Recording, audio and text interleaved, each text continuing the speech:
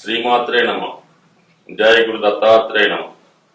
ఈ వీడియోలో మనం ధనుసు రాశి వారు జీవితంలో అభివృద్ధి చెందాలంటే ఏ విధమైన జాగ్రత్తలు తీసుకోవాలి, వారు ప్రభుత్వ ఉద్యోగం సంపాదించాలంటే ఫస్ట్ నుంచి కూడా ఏ విధమైనటువంటి నియమాలు పాటించాలి అన్న విషయాన్ని వీళ్ళు జన్మించినప్పుడు ధనుసు రాశిలో కానీ ధనుసు లగ్నంలో కానీ జన్మించిన వారికి మిగతా గ్రహాలు ఏమీ లేకుండా ఓన్లీ రాశి చక్రం ఒకటే తీసుకొని కేవలం ఈ ధనుసు రాశి ధనుసు లగ్నాన్ని తీసుకొని ఈ భావాల్ని విశ్లేషించడం జరుగుతుంది. మరి గ్రహాలు వాటి స్థాయిని బట్టి వారు పుట్టిన సమయాన్ని బట్టి కొన్ని మారచ్చు. అంటే ఇందులో మనం చెప్పిన పెరగచ్చు తగ్గచ్చు, ఏదైనా కొన్ని కంపల్సరీగా జరుగుతుంటాయి. ధనుస్సు రాశి అంటేనే సహజ రాశి చక్రంలో ధనుస్సు రాశి 9వ రాశి, అంటే దానికి గురువు అధిపతి.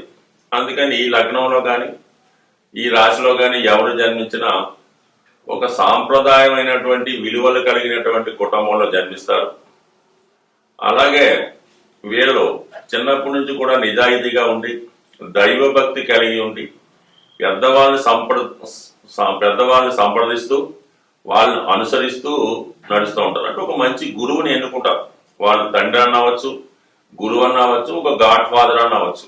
వారిని అనుసరిస్తూ వారు నడిచే మార్గంలో 10 మందికి మంచి చేసే విధంగా నడుస్తూ ఉంటారు. సో అయితే ఈ రాశిలో ఏ గ్రహం కూడా ఉచ్చ పొందదు, ఏ గ్రహం కూడా నీచ పొందదు. సో అందువల్ల వీళ్ళే సొంత నిర్ణయాలు తీసుకొని జీవితంలో ముందుకెళ్తుంటారు. ఏదైనా పని చేసే ముందు కానీ ఎవరు ఏం చెప్పినా కూడా మంచి చెడు ఆలోచించి నిర్ణయం తీసుకుంటారు.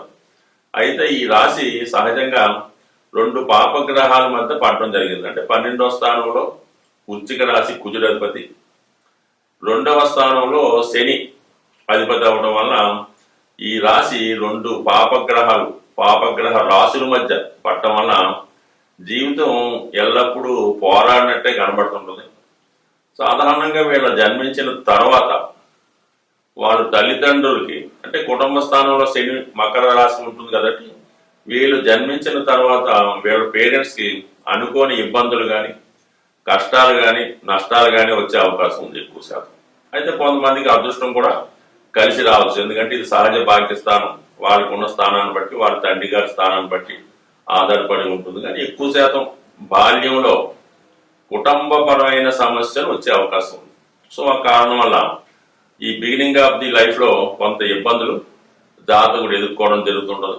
కొంతమంది తల్లిదండ్రులు దూరంగా పెరుగుతుంటారు, కొంతమంది హాస్టల్లో చదువుతుంటారు.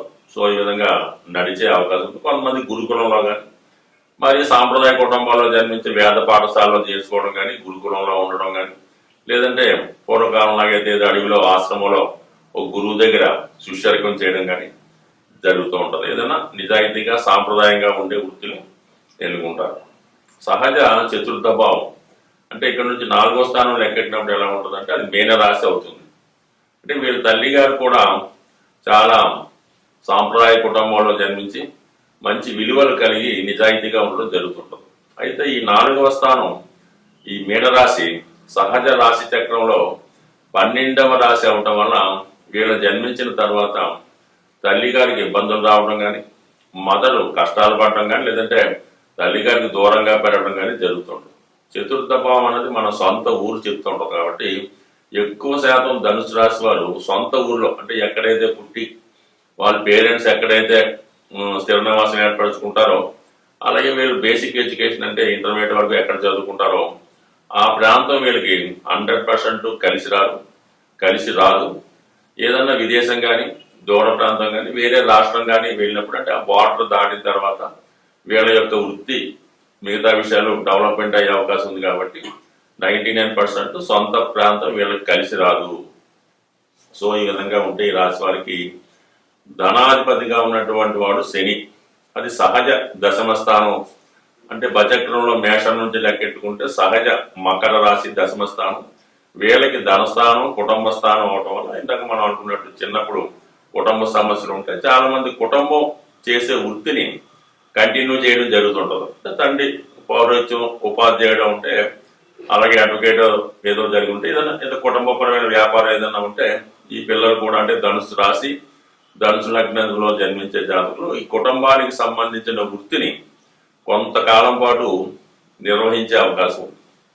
సో అది కంటిన్యూ అవుతుంది, కొంతకాలం పాటు నిర్వహిస్తూ ఉంటారు. సో కుటుంబానికి సహాయపడుతూ ఉంటారు. బట్ ధన తృతీయాధిపతి కూడా శని అవడం వల్ల వీళ్ళ ఇన్కమ్ ఎప్పుడు కూడా తక్కువ స్థాయిలోనే ప్రారంభమవుతుంది. ఒకే స్థాయిలో ఒకేసారి హైయర్ ఇన్కమ్ రాదు, చిన్న స్థాయి ఇన్కమ్ నుంచి అంచెలంచెలుగా వెతకడం జరుగుతుంది. అయితే దశమ భావం వృత్తి భావం అన్నది సహజ 6వ స్థానం, కన్య రాశి వీళ్ళకి దశమ స్థానం అయింది. సో ఆ కారణం వల్ల ఏంటంటే ఈ జాతకులు కంపల్సరీగా ఉద్యోగం చేసుకోవాలంటే ఒకరి దగ్గర అసిస్టెంట్ గానే ఉండాలి, లేదా ఒకరి దగ్గర ఉద్యోగం అన్నా చేసుకోవాలి తప్ప వీళ్ళు ఎప్పుడూ కూడా వ్యాపారం అన్నది పనిచేయదు. ప్రారంభంలో ఒకరి దగ్గర వర్క్ నేర్చుకొని చాలా కాలం పాటు సహాయకులుగా పనిచేసి తర్వాత స్వతంత్ర వృత్తిలోకి రావచ్చు. అంటే ఒక అడ్వకేటు, ఒక డాక్టరు, లేదంటే ఒక ఏదో మామూలుగా ఒక జ్యోతిష్కుడు, ఒక పురోహితుడు, ఈ విధంగా వర్క్ నేర్చుకుని తర్వాత సొంతంగా రావాలి తప్ప డైరెక్ట్గా మాత్రం వీళ్ళు ఇండిపెండెంట్గా రాణించలేరు. అలాగే ఉద్యోగమే చేసుకోవాలి తప్ప వ్యాపారం అన్నది రాణించరు. సో ఈ విధంగా ఉంటుంది వీళ్ళ యొక్క వృత్తి. సహజ కుటుంబ స్థానం అంటే మేషం నుంచి లెక్కెట్టుకుంటే వృషభం అన్నది సహజ కుటుంబ స్థానం. వీళ్ళకి 6వ స్థానం అవడం వల్ల కుటుంబమే పెద్ద సమస్యగా తయారవుతుంటుంది వీళ్ళకి. అంటే కుటుంబ సభ్యులతో విరోధాలు ఏర్పడడం కానీ, కుటుంబ సభ్యులు వీళ్ళ యొక్క అభివృద్ధికి సహకరించకపోవడం కానీ, వీళ్ళు ఎంత కష్టపడినా ఎంత బాగా చూసినా కూడా ఏమీ చేయలేదని నింద ఈ రాశి వారికి రావడం జరుగుతుంది. 6వ స్థానం అన్నది శుక్రుడి యొక్క రాశి. అలాగే అదే రాశిలో చంద్రుడు ఉచ్చపొందుతుంటాడు. అంటే సహజంగా వీళ్ళ కుటుంబంలో ఉన్నటువంటి స్త్రీల మధ్య విభేదాలు ఉండే అవకాశం ఉంది. అంటే సుమారుగా వీళ్ళ భార్యకి, అత్తగారికి కానీ, ఆడపడుచులు కానీ, అంటే ఈ కుటుంబంలో ఉన్నటువంటి స్త్రీల మధ్య ఉన్న విభేదాలు జాతకుడికి మానసిక అశాంతికి అలాగే స్ట్రగుల్ అవడానికి కారణం అవుతూ ఉంటుంది. కాబట్టి చాలా వరకు కుటుంబమే పెద్ద సమస్యగా ఉంటుంది. కుటుంబం గురించి ఆలోచిస్తే ఎక్కువ స్ట్రగుల్ అవ్వడం జరుగుతుంటుంది. అలాగే 6వ భావాధిపతిగా ఉన్నటువంటి శుక్రుడు కూడా 11వ భావానికి కూడా అధిపతి అవుతుంటాడు. అందుకని ఈ జాతకులకి అప్పు తొందరగా పుట్టడం జరుగుతుంటది. జీవితంలో ఒకసారి అప్పు చేస్తే దాన్ని తీర్చలేని స్థితి ఏర్పడుతుంటుంది. అంటే 11వ భావం కూడా అవడం అంటే ఒక చిన్న అప్పు, చిన్న పొరపాటు, లేదంటే చిన్న శత్రుతో, లేదంటే మీ కుటుంబంలో ఒకరితో ఎప్పుడో విరోధం వచ్చిందనుకోండి, ఆ విరోధం అలా అలా పెరిగి పెద్ద విరోధంగా మారే అవకాశం ఉంది. అలాగే 1,00,000 రూపాయలు అప్పు తెస్తే అది మీకు జీవితాంతం దాన్ని కడుతూ పెద్ద అప్పుగా మారి మొత్తం మీ జీవితాన్ని నాశనం చేసే అవకాశం ఉంది.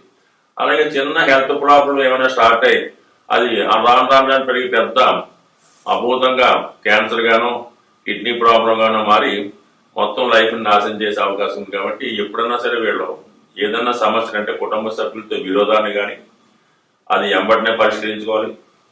ఏదన్నా వ్యాధి వచ్చినప్పుడు దాన్ని ఎంబటినే పరిష్కరించుకోకపోతే గోడుతో పోయేదాన్ని గొడ్డల దాకా వెళ్ళవలసి ఉంటుంది. అంటే చిటికితో పోయేదాన్ని ఆపరేషన్ దాకా వెళ్ళవలసి ఉంటుంది.